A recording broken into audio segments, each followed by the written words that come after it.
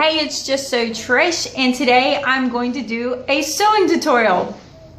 I know I don't have very many of these for being Just So Trish, but as the holidays are getting together and as I'm teaching my 4-H sewing club, it is giving me the time and the creativity or the need to make things, and so I want to share them with you. This is a very beginner's project, is it not adorable? Just forgive the background. Remember, I'm moving and I'm creating videos and sewing, so this is a big thing.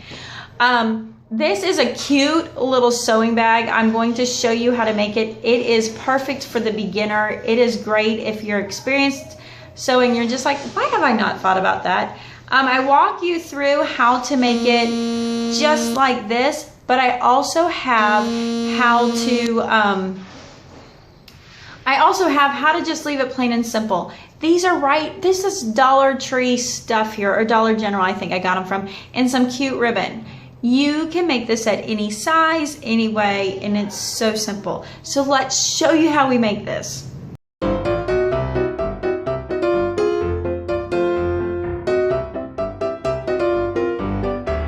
Some of my favorite stuff to use to make this project is felt. Felt is the perfect thing to work with when you're learning to sew. It is very stiff, it's easy to move, and it's cheap. So this is what I bought. You can buy it in the squares, you can buy it as packets. I will tell you, I bought a yard of this felt.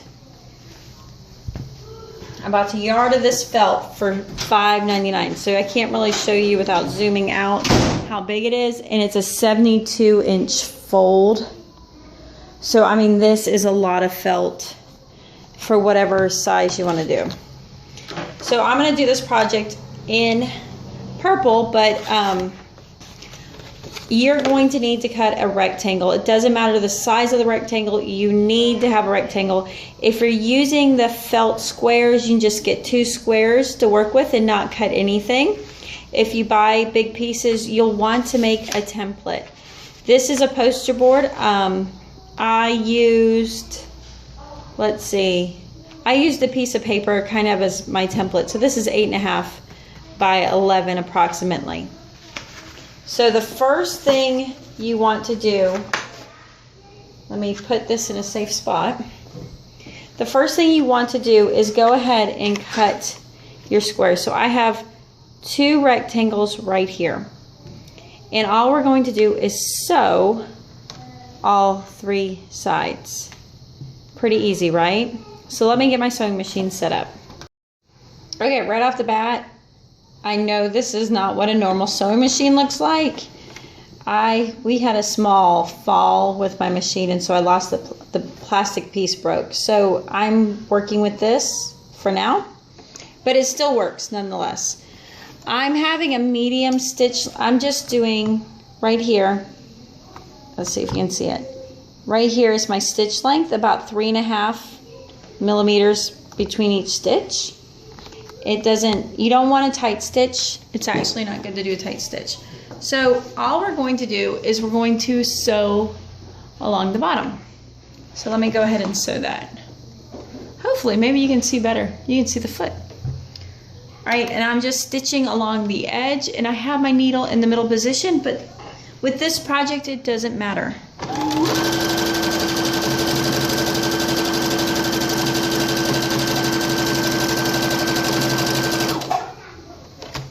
I didn't do a very good job. It moved. If you are novice to sewing, you might want to pin it. But for me, I don't need to pin it. I'm just going to hold it together.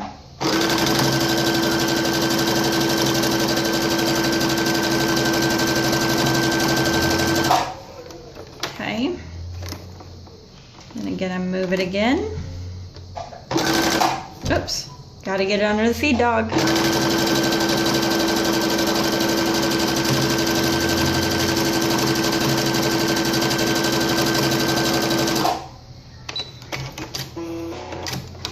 Okay, so you're probably like, well, I can sew that. How do you make it different? This is a really cool part. We're actually going to cut a square, and you're going to measure so it's the same distance. In my I'm actually made this is 2 inches, this is 1.5 inches, and this is 1 inch. And so then I can use this as a marker. Let me do it down here and show you.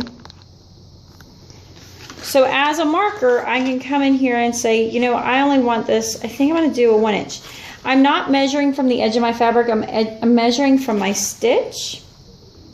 So I'm going to get my scissors. You only want to cut just enough. And now remember, I've been doing this a while, so if you want to know, if you have a problem being practice, and these are not the greatest scissors. But you want it to be a square. It has to be the same distance. So there's 1. I might come in here and do 1 inch, and you want them to be the same. And I'm again measuring from my stitch line, not my fabric edge, with my really cheap scissors. And remember, it's as perfect as anything you do. Okay, so the reason for that is now we're going to come here and see that I'm bringing these 2 edges together. And we're going to do that for both sides. And this is what makes our box, our bag. So let me go ahead and sew this. You might want to use pins. Using pins is okay. And when you get really good at practicing and doing these, you might not feel the need to use pins.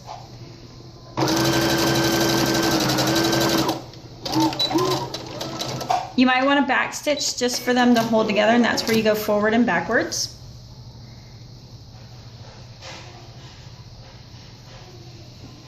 Here again.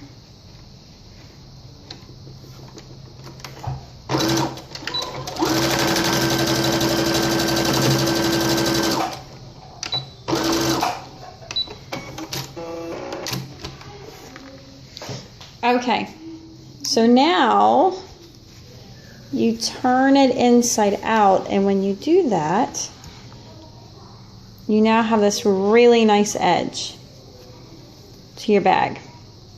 So what are things you can be done? And there is your reusable bag for any season. I'm going to tell you, I'm going to show you. I'm going to put just some stitches. I'm going to top stitch along here on my folds, and I'm going to do that so that it will stand up really nice and it will have that box look. But you don't have to. All I have to do now is just put 2 holes and do some ribbon, and I have a box. Okay, but I'm going to go ahead and stitch this and hopefully not run out of bobbin thread. So as I'm doing the stitch, I'm just going to fold it over, and I'm only going to come to these points when I do the bottom. And remember, this is optional. And the other part is as you change, you can change thread colors to make it more festive or to have a certain color. And remember, and you can make these bigger.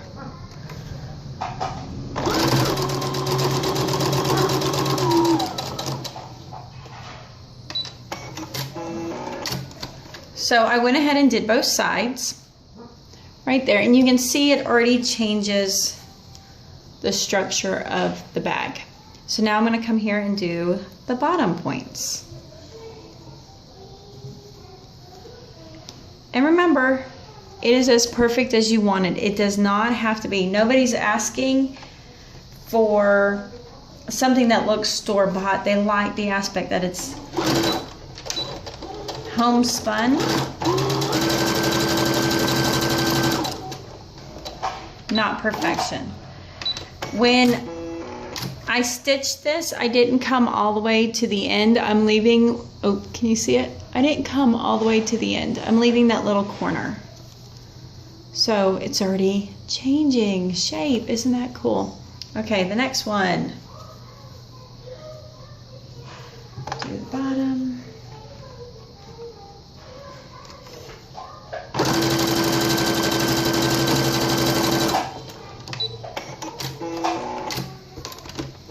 Okay, again, you could be done with just squaring up the bottom. This is what the bottom now looks like.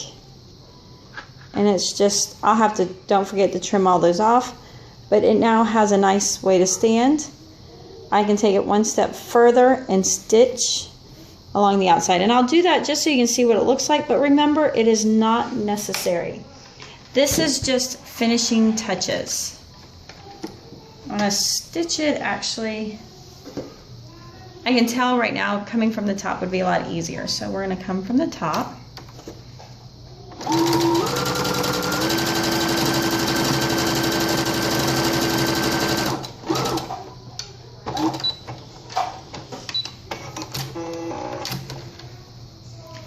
And come from the top. Oh, I gotta remember, it's easier to come from the top here.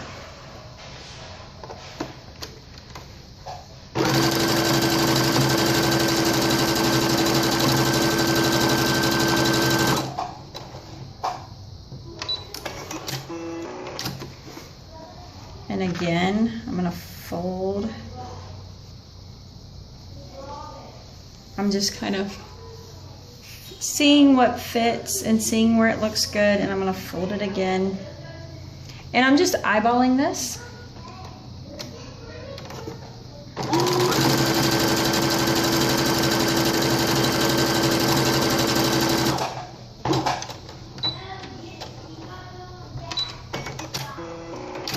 Okay, and then here's the last one.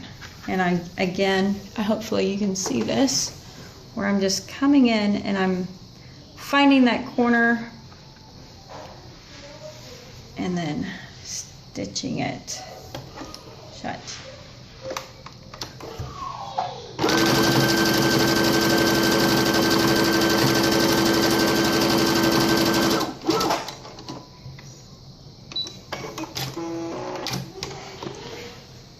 And you can see the difference in our bag.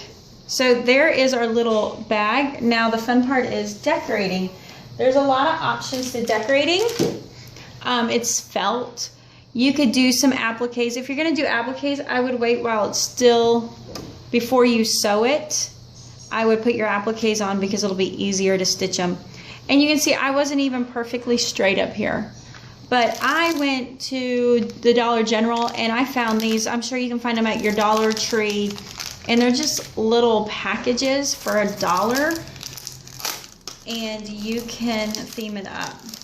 You could even get the stick-on felts that have like initials. So this one I really like the idea of doing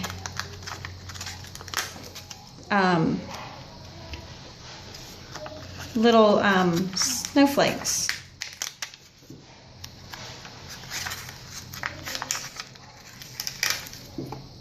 This is great. You could actually make these ahead and use this as a project with the kids, with the stickers.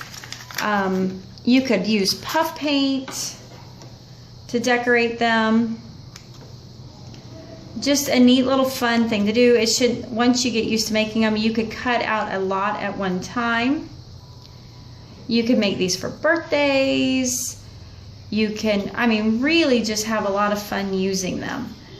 And they're cute, they're good memories. I actually have a gift bag that I was given as a child made out of a pillowcase. Okay, and then I gotta come up here and trim my threads like that. So totally something you can do on your own. Doesn't that look adorable? What I should have maybe done is put a really cute stitch up top. I could still do that. I can fill this up with tissue paper, and I have a reusable gift bag. Let me get a piece of ribbon and show you something else. There's a couple different ways. This is just a package of ribbon for, I think I got it for $2 at Joann's. I got it because it had several different ones. There's a lot of things we could do. I can decide, and this is all based upon what you want. If I want to be able to tie it like this shut, you would simply get enough to make a bow, put this back here and stitch back and forth and hold this here. Another thing we could do is actually turn it into a bag and stitch little loops. So I'm going to make little loops here. I think that would look really cute. And I just kind of eyeballed it. I'm going to come here. And now I want the same place. So let me show you how simple this is. And this bag is done. So I'm just going to put my pieces here. And hopefully you can see how I do this. I'm going to hold it like here. And I'm going to, for my measurements, I'm just kind of doing it a thumb away.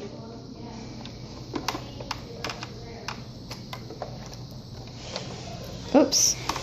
This is where pins help. And I don't have any pins, thanks to my moving. All right, so here we go.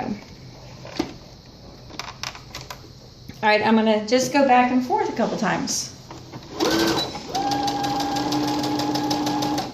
And I'm actually gonna keep sewing so I can get that really cool edge that I was looking to get. Okay, and I need to put this at the right length. Okay, I'm gonna hold that down. Back and forth. I'm gonna keep sewing around, and I'm not gonna forget to put my pieces here. I gotta get past that side part. Okay, I need to put my ribbon down. I'm gonna go back and forth so that it's secure. Now remember where that goes. Try not to run off your top of the bag. Uh-oh, I lift up my foot, my ribbon moved on me.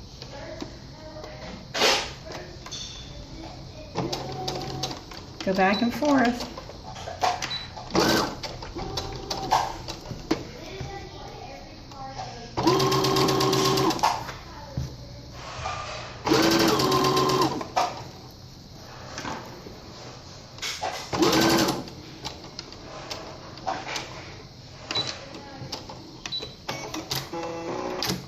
And done.